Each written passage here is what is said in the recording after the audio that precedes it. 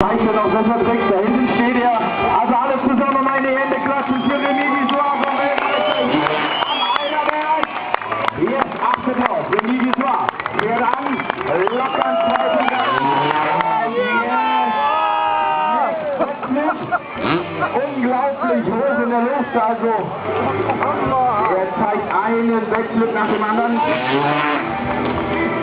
Und schöner No-Hand-Neck hier von Kai Hase.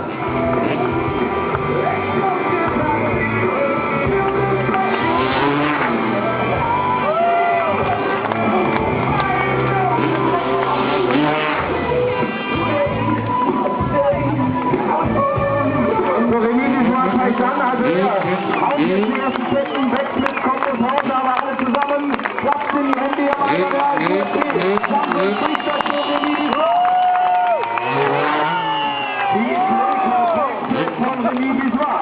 Leute, gefällt euch das nicht? Ihr riskiert hier Kopf und Kragen für euch am Eiderberg Outdoor. Remy Visoire. Die Blicke wechseln von Remy Visoire. Unglaublicher Race.